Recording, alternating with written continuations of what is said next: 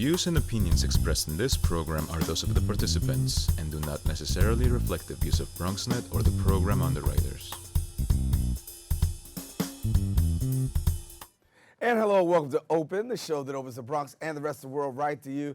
I'm Daren Jaime, and today we're going to update you on what's happening in and around our borough. Coming up, September is National Suicide Prevention Awareness Month, and we have experts from the Visiting Nurse Service of New York to discuss signs, symptoms, and guidelines on what to do in a suicidal situation. And afterwards, we're going to learn about an organization that is developing communication and leadership skills in the community. And then we're going to introduce you to Casita Maria. They're holding an exhibition celebrating Black and Afro-Latinx womanhood. We're going to have more details a little later on in the show. And then after that, we're going to sit with representatives from the Peer Assisted Recovery Center, discussing the opening of a new addiction recovery center right here in the Bronx. And then we're going to learn about a wellness podcast. It's dedicated to the tackling of topics of anxiety as well as self-help. And then lastly, we're going to find out about the People Services, the Unique People Services 28th Anniversary Gala, entitled Dancing with the Stars, and yes, Bronx style. So stay tuned because all this and much more is heading your way. Right now, we're officially open.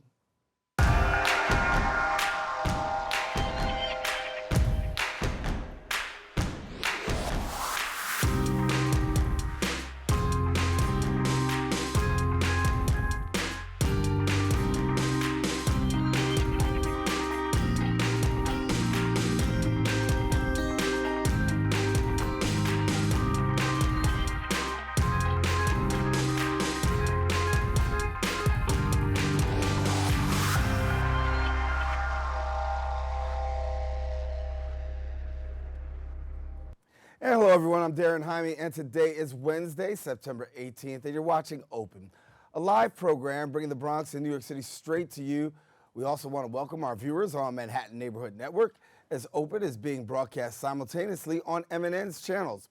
Now, you can stay connected to us on all of our social media platforms at BronxNet TV. Well, a lot has certainly been going on through this past week. We're going to take you through some of it with our Bronx updates.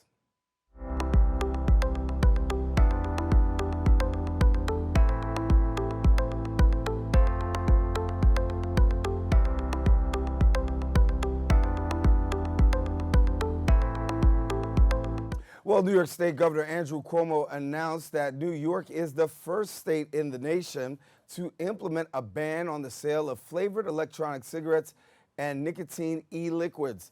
Governor Cuomo directed that state police and the Department of Health immediately partner together to ramp up enforcement efforts against retailers who sell to underage youth, with the possibility of criminal penalties.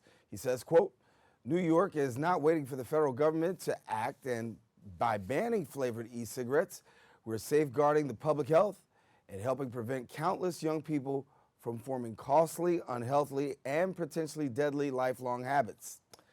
In other news, transit news, the MTA released its proposed 2020-2024 capital plan, seeking $51.5 billion to invest in the agency's subways, buses, railways, and crossings.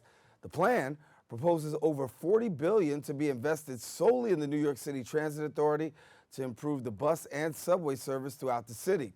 Now, the plan also funds for signal modernization, over a 70-day ADA accessible stations, new subway cars, elevators, and tracks, and full funding for the extension of the 2nd Avenue subway line.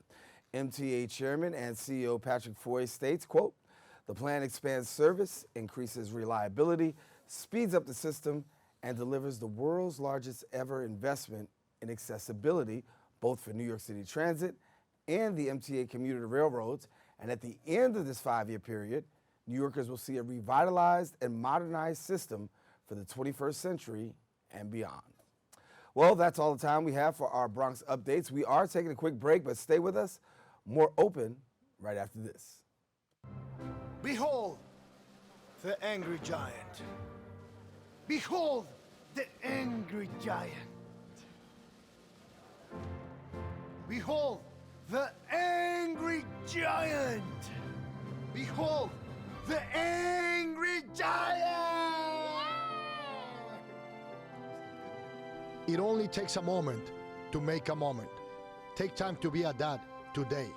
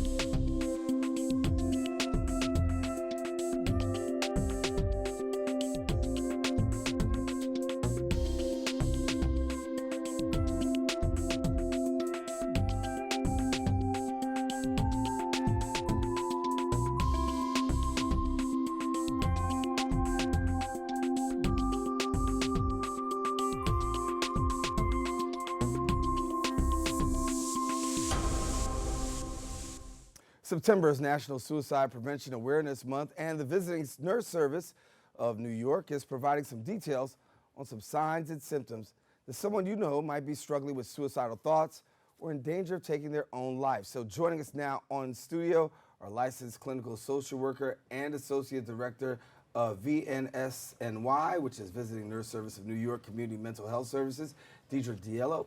We've got member of Visiting Nurse Service of New York Bronx Mobile Team, Crisis Team, I should say, Rosalind Gonzalez, and also another member of the team, Jenny Ng, and we welcome you all to the show, and good to have you. Thank you. Thanks for having us, Daren. So we've heard recently about people who've actually committed suicide more recently in the month of September, so I'm glad that we're actually doing this to actually bring awareness. But when we talk about statistics are pretty much alarming and on the rise these days. They are. So I don't know if you're aware, but every 11 minutes someone completes a suicide in the United States. It's the second leading cause of death for those ages 10 to 34. It's the fourth largest cause of death for those ages 35 to 54. And for anyone over 55, it's the eighth leading cause of death. So this is an important topic to talk about. So when we talk about age, who are the ones that are most prone, most susceptible to risk? Sure. That's a great question. So, you know, traditionally we've always said that older adults, especially older males, are at greatest risk of completing a suicide. And they are, you know, older people are isolated, they have a lot more physical issues going on, they're dealing with more chronic pain. However, in the recent years, there's been an uptick in completed suicides for children. So we need to be worried about everyone. It crosses all ages and all cultures. So there's a crisis unit that you guys have, and it goes out and it deals with those in crisis. But walk us through a little bit about the work that you guys do with the crisis unit. Sure. So Mobile Crisis Team is one of the many programs at VNSNY Community Mental Health Division. And the program is funded by New York City Department of Health and Mental Hygiene. And VNSNY has actually 6 mobile crisis teams in New York City. There are 2 in the Bronx, 2 in Brooklyn, and 2 in Queens. There's a 24-hour hotline that people can call in, and New York City Well will dispatch a mobile crisis team to meet with the person in their home or at a discrete location where we can find out how it can be helpful to you. And if needed, we can provide in-home short-term counseling services, and we can also link the individual to longer-term services in the community as well. If the person is experiencing any emotional crisis or if they're at high risk of suicide, then we will be able to help them develop a safety plan as well as help them connect with emergency care. And when we find people committing suicide, for most people, you know, sometimes we hear it takes people by surprise. On the other side, you've got people who had certain signs, symptoms, and people just missed it. So what are some of the warning signs? What are some of the things that we could be looking out for with our loved ones and our friends and family so we can kind of like pinpoint if they're in that unhealthy state? Yeah. So there are verbal and nonverbal warning signs. A person can say, I want to die, or my life is just not worth living, or I can't deal with my life right now, or I just give up. One of the number one indicator for suicide is hopelessness. Also isolating. A person may stop going to church or stop going to their community center or stop attending family or social events or stop answering the telephone. Or also a person may start drinking alcohol more frequently, and they're usually a social drinker, and now they're drinking alone or using drugs, or Also, a person may their eating or sleeping behaviors may change. They may be sleeping too much or just not able to even get out of bed to go to their appointments, or also not eating or overeating. And also risky behaviors like maybe walking into traffic or leaning over a subway platform edge or driving recklessly or under the influence. So these are signs that we should all look for. Yeah, and I want to ask about common threads, right? Because nowadays, people are committing suicide, and you're asking the question, what was it? What is it? Are there some common threads that we should be also laying hold to say, listen, this is something that we have to pay extra close attention to given the times? I think you need to listen to what the person's saying. If the person's talking about being in pain or not doing well, it's just listening with an open ear. And more importantly, ask the question. If you're worried about somebody, you need to ask. Don't be afraid to ask. No one's going to take their life because I asked you, do you think that you want to kill yourself? We need to be asking. This is a public health crisis, and we need to all be discussing it openly. Education, awareness has always been, the platform that you guys want to bring, but, in the community sometimes it's taboo. Don't want to talk about it, don't want to deal with it, right? So instead of us coming to you, I know September you're taking it to us and helping us to understand, but share a little bit more about what you guys are doing to take the message out and really bring awareness to New Yorkers about this, very serious issue. Sure. So we are taking advantage of the fact that September is Suicide Prevention Awareness Month, and we've partnered with NYCHA, New York City Housing Authority, and we are doing suicide presentations in senior centers. And also internally with our own agency, we are starting the dialogue. We want everyone to start talking about suicide. It's not an individual act. Somebody completes a suicide, but it affects all of us. So we want everyone in our agency, from the frontline staff to our call center staff and people who work in the office, to be comfortable talking about this with people. Jenny, do you find people, are you dispatched out a lot? Yes, we see a lot of our individuals in the community that are at risk. A lot of them suffer from depression or other mental health issues, and I think it's really great that most of these individuals allow us into their home and meet with them and just connect them with services and provide this ongoing support that they much needed. All right. We want to thank you guys for coming and sharing, and certainly want to bring you back hopefully before the end of the month, share a little bit more, because this is very important. As you know, it's affecting a lot of people, not just nationally, but worldwide, as we find out even in the world, suicide rates are continuing to rise. So very important topic of discussion. Thank you all for coming and sharing with us. Thank you for having us. Thank you. Listen, now if you want to learn more about community mental health services at the Visiting Nurse Service of New York, you can visit vnsny.org. Once again, vnsny.org.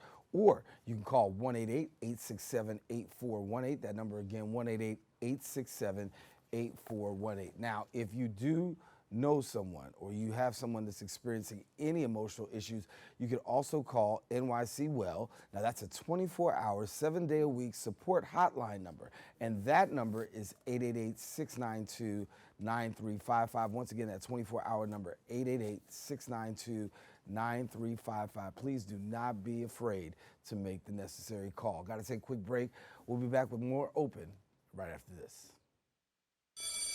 Open up your books to page 360. Did you just look at your phone while you was in class? You played yourself. Talking about inspirational quotes. You gotta believe in yourself. Don't ever play yourself. The key is to make it, so make it.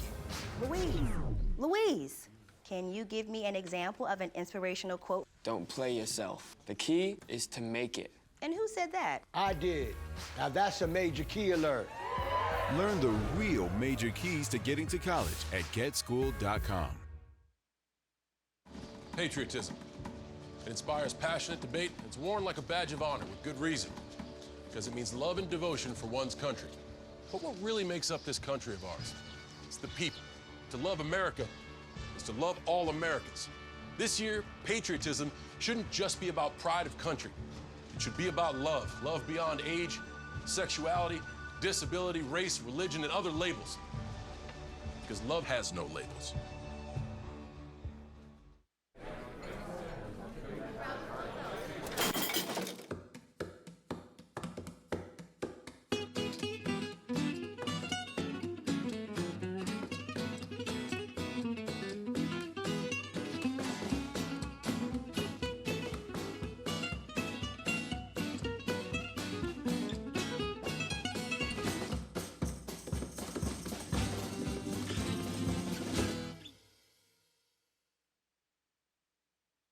How can I help my daughter with her reading?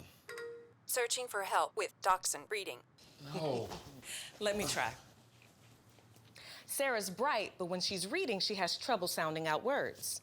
Playing world music. What? I give up. Wait, I was trying to show you how Sarah feels every day. Frustrating, isn't it? Redirecting to understood.org. Join parents and experts at understood.org, a free online resource about learning and attention issues to help your child thrive. And we are back. Co-op City Toastmaster Group is an educational organization that's actually training individuals to improve their public speaking and their leadership skills. And here now to tell us more about it is Loretta J. Sura, DTM and Vice President of Public Relations at Co-op City Toastmasters Group, Deborah Jones, Charter Member and Distinguished Toastmaster, and Andrea Hay, Area 21 Director of Toastmasters. We welcome you all to come and being a part. So if somebody doesn't know about Toastmasters, walk us through, what exactly is Toastmasters? Toastmasters has nothing to do with toast. Okay. However, this fall, the parent organization, Toastmasters International, is celebrating its 95th year. And anyone who would like to improve their communication skills, speaking skills, leadership skills, we're here today to let you know right here in the Bronx is the Co-op City Toastmasters Club. We provide a very warm environment and fun because our founder, Dr. Ralph Bentley, says that people learn when they are enjoying themselves, and that is what we do. And we welcome the Bronx community to come to the Co-op City Toastmasters. And when we were thinking of what can we do for the year, we want to be open about it. Hence, we're here on Open, and we thank you for this opportunity to letting the Bronx community know that if they would like to be helped with their leadership skills and with public speaking in general, they say it's one of the fears that most people have, standing in front of an audience. Come to us. You help out with We'll help you out. So Andrew, give me a little bit about the leadership, right? So there's leadership, there's communication that you guys do. So what, if I'm just walking in and I want to be a part, what am I going to learn about leadership? One of the things that we do is to make you feel uncomfortable being comfortable. Therefore, we put you in roles. You may be Sergeant at Arms, you may be the Toastmaster of the evening, or you may be the table topic master, where you learn to do impromptu speeches within a 2-minute time period. By performing these roles, you get a sense of leadership. We also have manuals that teaches specific leadership skills, such as making someone comfortable by being a mentor. And by mentoring, it helps you to excel your leadership ability. So Deborah, give me a little bit about the work you do. We work with the Youth Leadership Program. We have middle school and high school students come out to the Toastmasters meeting and be part of the process. The parliamentary procedures, they also run the meetings, so we can give them an opportunity to excel. So what does that mean for a young person to have the opportunity to participate in this and be exposed to this at an early age? It gives them the wherewithal to be out there in the field, whether it's going to school or they're looking for a job, but being able to speak articulately and confidently. And so for people who want to take part, obviously the opportunity to come every Thursday? First and third Thursday, actually in the metropolitan area, where there are really over 200 Toastmasters clubs. Each one is unique. Today we'd like you to come as a Bronxite to the Co-op City chapter. But you would come in, you're free to visit as often as you like, see how the club functions. Each club has its own character, and as I said, in the New York metropolitan area, there are over 200 clubs. And once a Toastmaster, you're always a Toastmaster. I have visited clubs in traveling. I always find out where there's a Toastmasters club, and then I go there. And we have to remember that communication is really not an option. It's how we get people to listen to us. It is how we explain ourselves. And it's how we keep ourselves and our lives vibrant and relatable. And we do it in a fun environment. We have a good time. How's it impacted you? I was asked to be the manager of my unit. I'm a nurse by profession, and I was terrified getting up and presenting in front of people. And my first time, I bombed at it. My voice quivered. I was hot. I was inarticulate. And by coming to Toastmaster, I learned it quick, fast, and in a hurry. Not only that, I had the support of other members, and I learned so many valuable skills that I now use that to translate to other areas of my career. Oh, good. First and third Thursdays, want to let you know. So, ladies, thank you so much There's for a joining. meeting tomorrow. That's right. Okay, so tomorrow's the At meeting. 7:30 p.m. So if you want to come on out, listen, what you're going to do, I'm going to give you the information. Thank you guys for coming. Thank you. This is the information that you need to know. For more information, Co-op City Toastmasters Group, you can actually visit their website at 3824.toastmastersclubs.org or on Facebook at TM District 46. And there you can get all the information and, you know, become a Toastmaster. Well, look, don't go anywhere. We do have more show coming up right after this. Take care.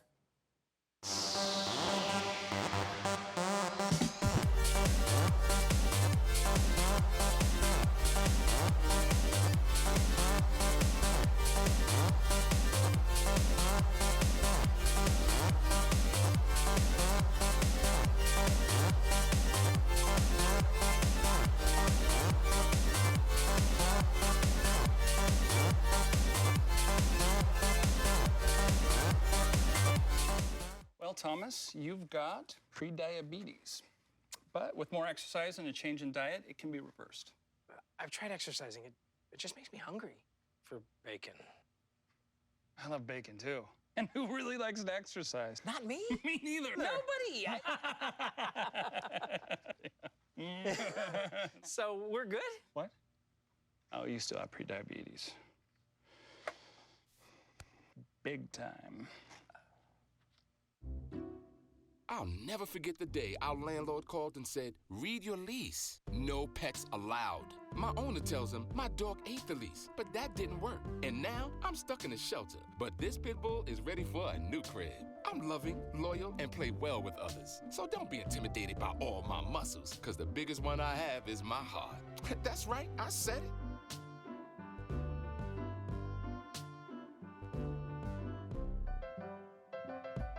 For all the papas out there, let's stop what we're doing and take a moment. A moment to be with our kids. They can be loud moments, goofy moments, sporty moments, dorky moments, kooky moments. Moments where we talk or walk or just hang out. It doesn't really matter. They all count because every time dads take a moment to be with their kids, well, it's pretty momentous. So let's all take a moment to make a moment today. And we are back here on Open. Casita Maria is holding an exhibition called Respect, Exploration of Black and Afro-Latina Female Identity, I should say. Got a little tongue-tied there. But I want you to know the exhibition provides powerful depictions of Black and Afro-Latino women respecting themselves and also loving each other. Now, joining us more to tell us more about it are Suma Arzu Brown, author of Bad Hair Does Not Exist, and Gail Heidel, Director of Creative Arts Programs at Casita Maria. And thank you so much for being with us. Thanks for having us here. So you got a very special event. We do. So our fall season is called Celebrarte, Celebrate Yourself. And this particular exhibition is called Respect. We titled it after Aretha Franklin's song. You know, it's 1 year since her passing. And we're celebrating Black womanhood, Black and Afro-Latino womanhood. The exhibition has 3 artists, Tim Akamora, Nicole Washington, and Jessica Spence. And they are sharing portraits of different women. Tim's painting, one of his paintings is really special because he actually came into Casita and photographed 4 of our program participants and then painted their portrait. So when we have our opening reception on Thursday evening at 5:30, folks are going to be invited to tag the painting. There's all this negative space around the portraits and share out their positive statements. And the painting is titled, Respect and Love, Rise Above. And there's also a panel. Yes, there is. And you know what, Daren, sometimes the answer is right in front of you, right? You don't have to look very far. So when I got the opportunity to sit on the panel called The Politics of Hair, I was super excited because I couldn't believe something like this was happening in my own backyard in the Hunts Point community and Southern Boulevard community. I mean, there's been a lot of conversations about not having enough books out there that are representative of our communities. And I am a proud author that lives in the community and now will be able to talk about the process and the importance of inclusion and diversity through hair. As you know, my book is called Bad Hair Does Not Exist, and Pelo Malo No Existe. It's also in Spanish, but this is one opportunity that, number one, I get to sit alongside my illustrator, Isidra Savio. So this is the first time we're conversing about the book that we worked on together. So our guests will be able to learn about the process. And not only that, before I became an author, I had no idea I was going to be an author, but I wanted to find an inspiring book that will help my daughter and her caregiver, appreciate who she is, and my daughter love who she is from hair to toe. So one of the books that I actually referenced was called I Love My Hair by Natasha Tarpley, and she will also be a panelist that day. So very, very, very excited. It will be moderated by Lori Tharps, right? Lori Tharps, who's the author of Hair Story, which is a 400-year-old history of hair. So, I couldn't believe that Casita Maria was bringing all of these influential, impactful people in this movement of accepting who you are right to my backyard, and I'm happy to sit alongside of them. So you got a panel discussion on Saturday. Workshop is also taking place coming up. But I want to talk a little bit about this whole idea of respect, right? Because it was an important theme for you, and as you said, you based it on Aretha Franklin. I did, yeah. So that song was actually a cover, and she made it famous in 1967. She actually rewrote the lyrics, so it came from a woman's point of view instead of a man's point of view, which was the original. Our exhibitions at Casita Maria in our gallery, they're influenced by what the community is going through, what the young people are going through in our after-school program. So there's a lot of bullying that goes on around the community, dealing with skin color and hair type. And so we wanted to have a new narrative with this exhibition. So the paintings in the exhibition have really positive statements like love your hair, love yourself, do you, baby girl. Exciting. So when there's a takeaway, right? You want people to take something away after having this experience. So for both of you, what's the different takeaway? I'll start with you, Sol. I think the takeaway is that we do have to love and accept, our community members for what they are and who they represent, again, from hair to toe. I mean, it's amazing how it's now that politics have caught up to the politics of hair, because New York is the second state in the nation that already banned the discrimination of hair in the workplace, specifically black hair, ethnic hair, in the workplace and in schools. So California was the first, New York was the second, and we have 48 states to go. So this conversation is very important to lend support to that legislation and a bill to let the community know that you need to be accepted as you are. You can come as you are, and your hair goes with you. Takeaway for you. Sure, I would say that it's about coming into the gallery at Casita Maria, feeling cultural pride and being able to, celebrate who you are. So I want to let you know that this is a very important exhibition, and so we want you to come on down to Casita Maria and also be able to take part in that. And so you got some very special people coming. How long did it take you to put all this together? It takes me about a year to a year and a half to curate an exhibition. Wow. Yeah. And then I also wanted to share out, we also have a book club that'll be taking place throughout the year, and all the books that we select also help unpack the exhibition content. And our book club is meeting tonight at 6:30 p.m. And we're reading a book by Natasha Tarpley, who is part of the panel discussion. So you can read the book, have your first conversation tonight, and then meet her on Saturday. So the politics of hair, that discussion, right? That's a real big discussion that needs to be had. You talked about 48 states that still need to come on board with that. Are you optimistic that given this current political climate, the awareness that you're creating will also create an awareness in other states? I am very optimistic because it all has to do with the community, and it's our job to keep this movement and this conversation going. There's enough of us out there, and once we realize that the power is in our hands, we can make anything happen. So I am very, very grateful to lend support and a voice to this movement and to make sure that the 48 states get on board. All right. Gail, thank you so much. I didn't know it took about a year and a half for you to do this, huh? It definitely does, to get all these people together, especially with a panel discussion. We have people flying in from all over the country to be able to participate. South Carolina, Chicago, Philadelphia, and then we have Suma representing Hunts I Point. walked 3 blocks. And Jessica Spence coming down from Yonkers. Wow, Yeah, wow. yeah. Great work, Gail. Thank you so much. Thank you. Silva, good to see you again. Good to Thank see you so you much. too. Always a pleasure. All righty, listen. Want to let you know the exhibition Respect Exploration of Black and Afro-Latina Male Identity is taking place until November the 15th from Monday through Friday from 10 to 6 p.m. So you have an opportunity to go between now and November 15th, Monday to Friday, 10 to 6 p.m. Now, if you want more information about the actual event, visit the website at casitamaria.org gallery.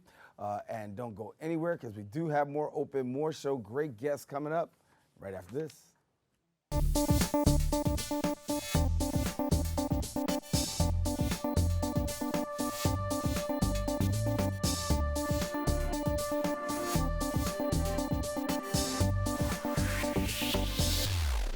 So, I'm kind of new here, but I've noticed a trend. My human does this funny thing where she goes around and gets all my toys, and then she hides them in that basket by the door.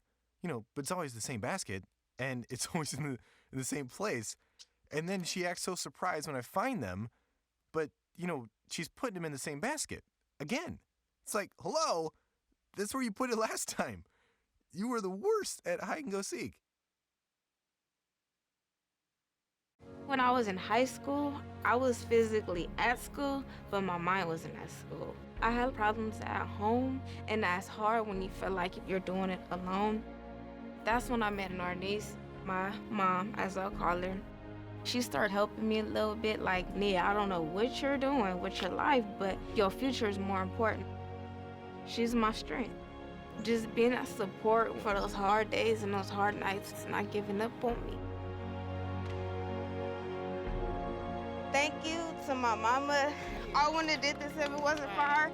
Today is for my mama and everybody who had my back. It takes a village to help somebody get their diploma.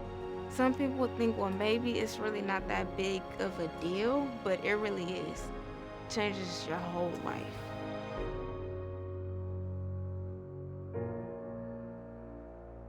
Find free adult education classes near you at finishyourdiploma.org.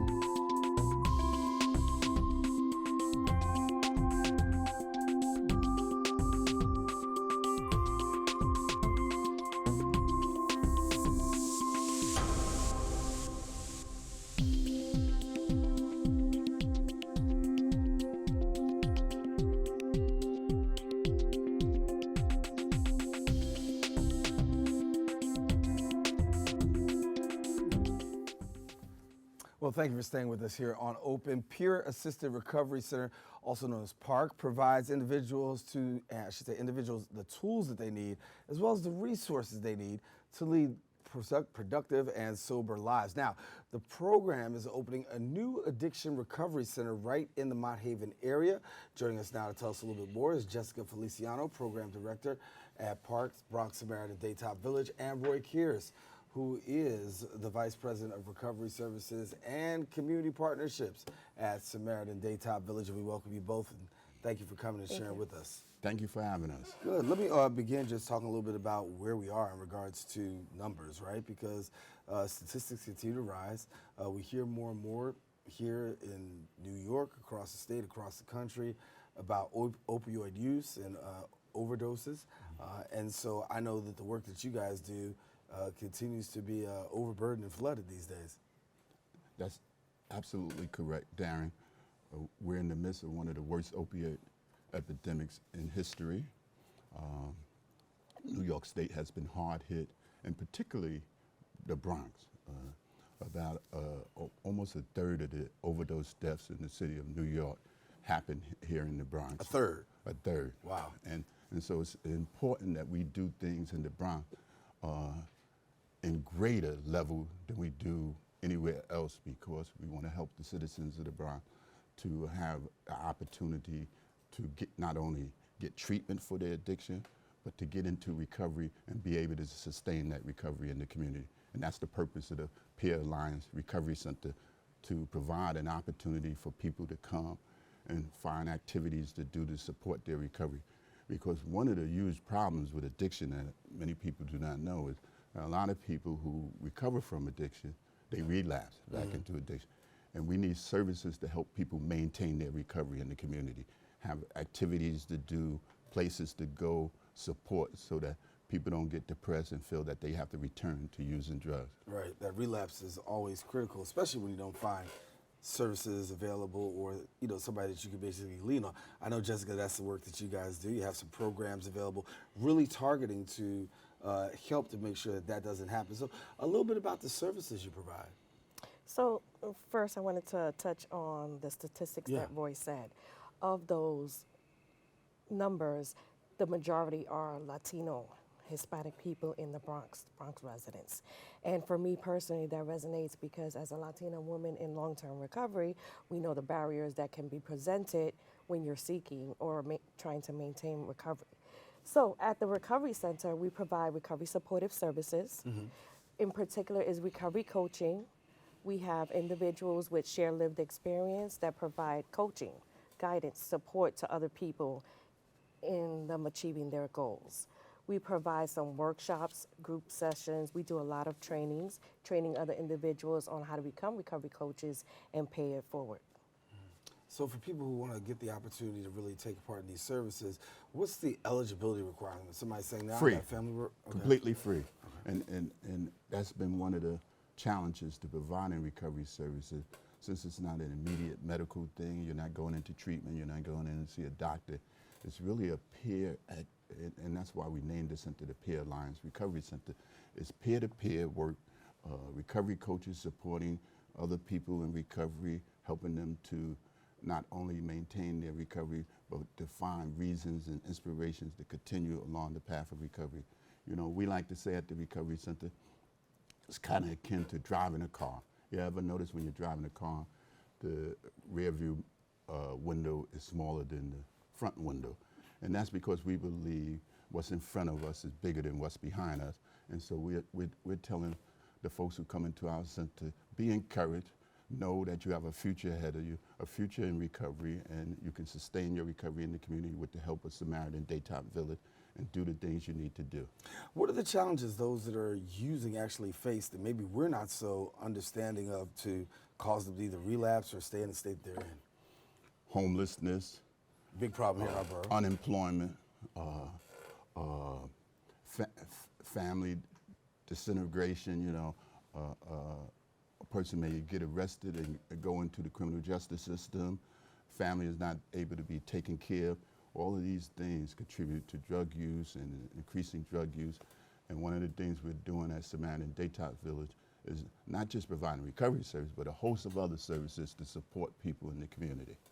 So for people who want to know about the new Addiction Recovery Center, let them know what it is that they should know about your services and how they can come to you. They should know our services are completely free. We're located at 368 148th Street in the Mott Haven section here.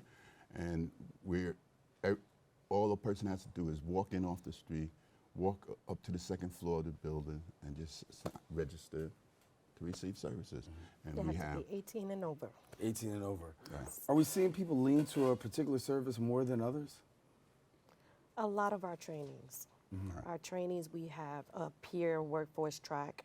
So we provide the recovery coach training, the peer ethics training, and then we give them internship hours and employ them, help them get employed. Oh, that's awesome.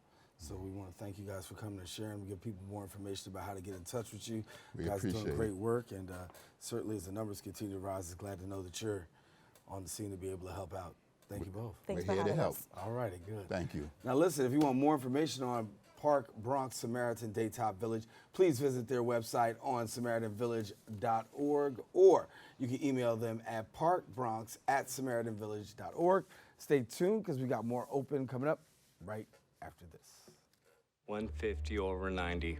180 over 111. 160 over 110. I had a stroke. This is what high blood pressure looks like. You might not feel its symptoms, but the results from a stroke are far from invisible or silent. If you've come off your treatment plan, get back on it, or talk with your doctor to create an exercise, diet, and medication plan that works for you.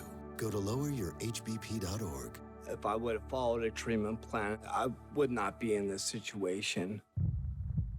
How can I help my daughter with her reading? Searching for help with Dachshund breeding. No. Let me try. Sarah's bright, but when she's reading, she has trouble sounding out words. Playing world music. What? I give up. Wait, I was trying to show you how Sarah feels every day. Frustrating, isn't it? Redirecting to understood.org. Join parents and experts at understood.org, a free online resource about learning and attention issues to help your child thrive.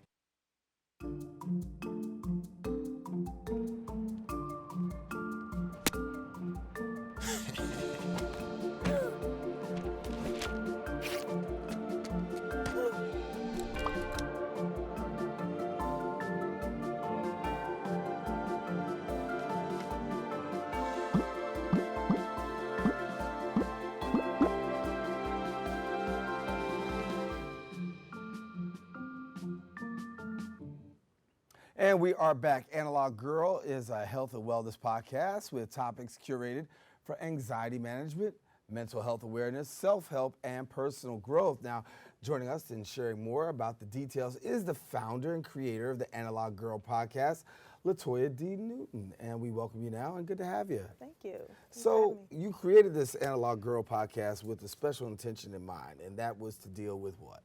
Anxiety, Right. because that was what I was struggling with for quite some time, and I hadn't pinpointed what it was. And then I was able to pinpoint it about last year, 2018, and that's when I decided to tell my story and then to help other people too. And so when you talk about anxiety, obviously it was something that you battled with for a long period of time. Talk a little bit about your story and what got you there. So my anxiety came from a lot of childhood trauma. So it manifested itself in me in something called depersonalization, and that was last year. So it was kind of like a disconnect for me. I disassociated, and I felt like I was in this dream world, and I just didn't feel real. I couldn't function, and it affected me in a way where I lost my job. It was just a whole downward spiral. So that's how it affected me. But it affects other people in very different kind of ways, like panic attacks, or it could be OCD, or it could be PTSD. So that's exactly what I was going through, and why I wanted to share that story. So now you got this podcast going, and you share this, and you talk about anxiety, and you deal with that, and you're very real about it. So give us a little bit about the podcast and what people get when they tune in. So I am very real because I'm a Bronx girl, and I just wanted to be relatable to everybody because anxiety does affect a lot of us. I think it's about 40 million people in the U.S. alone are affected by anxiety, and then women who are twice as likely to get it. So I thought that I should create something for women, especially women of color, to talk and be able to be relatable to them so that they are not ashamed or afraid to speak up about what they're going through and the stresses and the depression that comes with anxiety. And sometimes we hide that, right? We hide the anxiety, the stress, and the PTSD. Sometimes we go around undiagnosed, right? And we have these things. Do you feel like you're able to get a message across to people about it's okay and we can talk about this and you can get some help? Absolutely, because I also make light of it because a lot of things that I've gone through, like, freaking out on a train or something, sometimes there's humor in that and me going a little crazy sometimes about being nervous about coming on this show, actually, So I think that it's very relatable and people are open to sharing their stories when they hear other people sharing their stories too as well, and also seeking treatment, because a lot of us, a third of us out of that group of 4 million people don't seek treatment. And when we talk about minorities, right, and particularly in communities of color, it's a stigma not to seek treatment for mental health. But I've often said, if your arm is messed up, you go see the doctor. Yep. If my foot is messed up, I'm going to see the doctor. And now, if something's going wrong with me mentally, then it's okay to get checked out. Well, and that's very true. And I think what happens when you bring up that example of if your foot is broken, it's something that you can see. It's something tangible. But with anxiety, you can't see it. So some people are out and about and they're looking great, but they don't understand why they're feeling a hot mess on the inside. Yeah. So listen, you just had a picnic recently. Yes. And so it's called Unplug and Recharge Your Black Girl Magic. Mm-hmm. What happened? So I brought together a lot of women. We came together, some people who do suffer with anxiety or PTSD or any other kind of mental illness, or women who just don't, and they just wanted to unplug and recharge. We set goals for ourselves. We evaluated the goals that we did set from the beginning of the year, and if we missed those marks, then we created a vision board, and we just talked about how we're going to finish up the year strong. And we're watching some video from the actual picnic right there. Yeah, And, so fun. yeah, and so the day itself, you know, when you go back and look at the day, what are your thoughts? I was just so happy that we were able to connect with so many women. I was surprised that the event actually sold out and that they were so willing to participate in this. And they were open to the meditation, they were open to the prayer, they were open to everything. And I was just very excited about it. And it's a conversation sometimes people don't necessarily want to have, right? Mm-hmm. And so you're really like cracking this nut here. Talk to me about that. Or do you feel like more and more people are really cracking the nut to say, listen, I want to talk about this, I want to deal with this, given the fact we just talked about suicide a little while ago, and sometimes these are things that actually lead to like suicide, right? So are we progressing?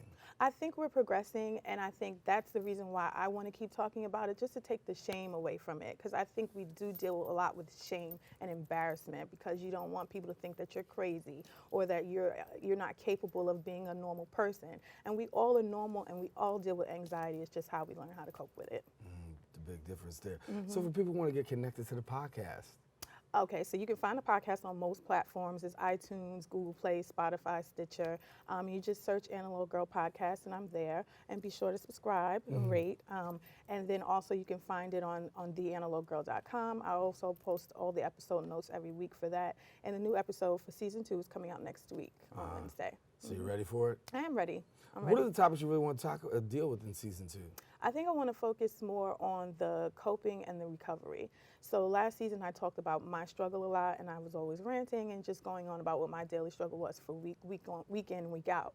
And this season I would like to just talk more about how we can recover and how we can move forward to be able to cope with these things throughout our day-to-day. So you gave the example, like you were getting ready to come on the show, felt a little anxiety about coming on the Yeah. show. Feel better now? I feel better. Okay, cool. Yeah. So, but how did you cope? How'd you deal? So it's not really about positive thinking. It's more about positive talking and a positive dialogue that I tell myself. So it's just like, I'm having a good time. This is great. Relax, girl. This is just, it's simple. It's only 7 minutes. It's, it's more of a talking and a dialogue with myself to keep myself calm. So you can come back and do it again? Yeah, I could. You'll be cool with it? I'll be cool. All right, that's what I want to know. All right, then Latoya D Latoya D is the founder and creator of the Analog Girl podcast. And once again, it's on all platforms, right? All platforms. Right. So I want to let you know you can check out an all-new episode of the Analog Girl podcast every Wednesday.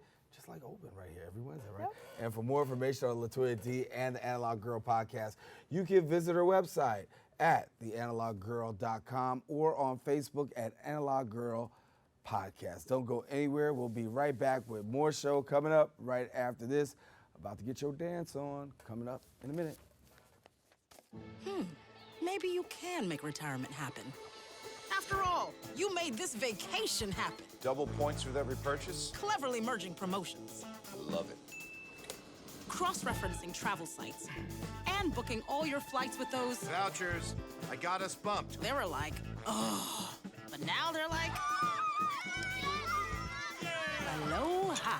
You aced this vacation. Now get the tips you need to get on track at aceyourretirement.org. 150 over 90. 180 over 111. 160 over 110. I had a stroke. This is what high blood pressure looks like. You might not feel its symptoms, but the results from a stroke are far from invisible or silent. If you've come off your treatment plan, get back on it, or talk with your doctor to create an exercise, diet, and medication plan that works for you. Go to loweryourhbp.org. If I would have followed a treatment plan, I would not be in this situation. Behold, the angry giant. Behold, the angry giant. Behold, the angry giant! Behold, the angry giant! It only takes a moment to make a moment. Take time to be a dad today. And welcome back to Unique People Services is celebrating their 28th anniversary gala with a charity dance fundraiser event. This fundraising event is definitely full of entertainment, glitz, and glamour of the hit TV show Dancing with the Stars with a special twist because it is Bronx style. Here now to tell us more about the event is the owner of Mott Haven Bar and Grill and principal and founder of 31 Agency, Rosa Garcia. Good to have you. How are you? Welcome back. Thank you. So you get your dance on? I am. I'm already practicing. You really? Yeah, I start early. So this is an event that's kind of like Dancing with the Stars with the Bronx twist, like I said in the intro. Yes, they selected 2 female business entrepreneurs and 2 male business entrepreneurs, and I happen to be one of those 2. Like I don't have enough on my schedule, but when I looked up Unique People Services and what they are all about, I was all for it. They want to build a new building on 2050 Grand Concourse to be able to provide residence to people that have disadvantages. Either they have HIV, have a criminal record, sexual orientation, gender, race that they've been denied from anywhere else. They help them with provide them a place to live. So the proceeds from this is going to go to that? To build that building, yes. So you have to actually, well, you're actually fundraising yourself, right? And so you got people who are like coming behind and helping you out? Well, what you have to do is you go to the Eventbrite link. You go when you donate anything from $1 to whatever you want to donate. You select the dancer that you want that to be applied to. So the dancers who win will be either by the money they raise, by the judges, and by the audience are going to be voting the day of. So you have to do your dance thing, right? So I got the dance pack. I'm worried about how do you have the dance pack? Now, what's going on? I have Frank Muhel. He is the fastest dancer in the world. Right. And at first I was nervous because I Googled him. I don't know why I shouldn't. But he dances pretty fast. So it's going to be a 3-minute performance. It's going to be bachata, salsa, and he wants to throw some Brazilian twist to it, which is just worse for me. But we already got the salsa down pat. So we know about him, but what about your dancing skills? Well, I'm Dominican, so I know how to dance merengue and bachata. The salsa was a little bit tricky for me because I never danced it, but now I'm a pro. So how do you get ready now? How much time do you spend, like, rehearsing? He comes to my restaurant, and we rehearse for an hour. We rehearsed an hour and a half for the last 2 times. I just asked Sunma. She's the second female, and she hasn't started, so I think I got an advantage. So she's actually doing it too? Yeah, but she's dancing something else. Ah, yeah, so you got we all have different themes. Okay. So for you, it's obviously a labor of love because you really are connected with the charity and the work and the work they're actually doing. And not only just do you do that with this, but you also do that through your restaurant as well. So talk about a little bit about the doors that you continue to open. And I know you do pop-up shops for vendors and creating spaces as well. Well, for my restaurant, what I like to do is for every Thanksgiving, we always give back to the community where we raise funds. Well, I raise funds with the business owners of the area, and we're able to feed about 1,000 people. Through 31 Agency, it's just about reminding everyone that everyone is equal. So by everybody being equal and not trying to fit in with society standards, what Unique People Services is trying to do is providing homes for people that are being neglected because of their race or because they're sick or because of criminal record or for whatever it is. And I don't think it's fair. I think everyone should be given an equal opportunity. So I'm all for it. So now you're going to put your dancing shoes on. I'm all for it. Let's raise some money. Yeah. Have you ever done this before? Never in my life. So what made you say yes? It's for the community. I hear you. So I'm doing it. Nervous? Not at all. Because Suma didn't start yet. That's why. No, I got this. Suma, if you hear this now, you just left. You gotta get your dancing shoes on. No. Listen, I look at my 3 other competitors. I'm okay. That's it. Yeah. So, and you're working with actually a world-class dancer. There you go. Why would I be nervous? There you go. If you pay attention in class, you pass, right? Not all the time. Well, if you pay attention, you do, right? Yes, you do. Yes, you do. So what else do you have coming up for the Mott Haven Bar and Grill and 31 Agency? I'll be celebrating my 6-year anniversary, November of this year, being the sole owner. And then, of course, the pop-ups that I do every two weeks for vendors that don't have a storefront. And I even started a women's circle at the restaurant twice a month from 11 to 1, where I allow women to just register. It's completely free.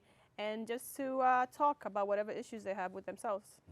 So you really feel like you got the restaurant, but then you also have this community empowerment piece. What do you feel is really lacking in our area that you really feel like you can really bridge a gap to? I think people need to be more compassionate. I also believe in paying it forward. So whenever I help someone, I hope that you do it to someone else without expecting anything in return. Right, and paying it forward is pretty big. And so Yes. I want to let you know that if you want to really support and be a part of helping, there's a way that you can go about helping. And you can go to the website and click and... You go to uniquepeopleservices.org. You select whatever you want to donate. You select my name. And that's just, when you select my name, then whatever you decided to vote will apply to me. And there's 3 categories, right? So you have the raising funds part, then you have the actual dancing part, and Yes. then what's the other part? The judges. The judges. Okay, so that's 3 parts. I don't know the judges yet, so. You don't know? They're not going to I tell you. only know one. I know. They do? tell me everything. So you know what you give it say. You I know just what know one. I know one. I got to give her. I'm kidding. You got to give a call and hopefully. I got to call her later. No, you just said you No, know no, what no. you're doing. So Fair and square. I don't want to win that way. That's it. So we Yes. want people to come on out. Let you know it's taking place on Thursday, October 17th. Going to give you another opportunity to find out a little bit more about it. It's Thursday, October 17th at Marina Del Rey, 1 Marina Drive in the Bronx. Now, there are cocktail hours. Cocktail hours are between 6:30 and 7:30. The dinner and the program actually taking place from 7:30 to 10:30 p.m. And for more information on the gala, you can visit UPS Gala 2019 at uniquepeopleservice.org. Once again, UPS Gala 2019, uniquepeopleservice.org, and there you can find out more. You can click on, you can support Rosa, and Suma didn't say nothing, so we got to use this, but Suma's in there too. You got other people that you do, and most of all, be able to support a very good cause. And Yes. so how much time are you really dedicating to this now? He's in Montreal right now doing a competition. He'll be back That on. means you're practicing by yourself. He'll be back on Monday. Well, I have a video. I record myself when I do it, so I have to practice myself. Wow. My body hurts. I thought I'm like, why is it hurting? I haven't worked out, and it's because of the dancing. He tries to pick me up, and he dropped me once already. I have it on video. Really? Yes. Okay. Well, we're hoping for all the best. No, it's fine. Thank you. Rosa Garcia here with us. And I want to let you know, listen, unfortunately, we come to the end of the show today. Want to thank all of our guests for joining us, but most of all, you, the viewer, for tuning in. Now, if you missed any part of today's show, you can catch the recablecast at 5 and 10 p.m. on Optimus Channel 67. If you have Verizon Files, that would be Channel 33, or you can watch us anytime on the web at bronxnet.org. That wraps it up for us here on the set of Open. I am Daren Jaime. We want you to make sure to keep this channel wide open. Special shout out to all those who are watching on the MNN channel as Open is broadcast live on MNN's channel. Give a special shout out to my sister Ann, who watches, and the family as well. And listen, till next time we meet next week, take care, God bless. Reno will be back on Friday with a brand new, fresh episode of Open. Take care.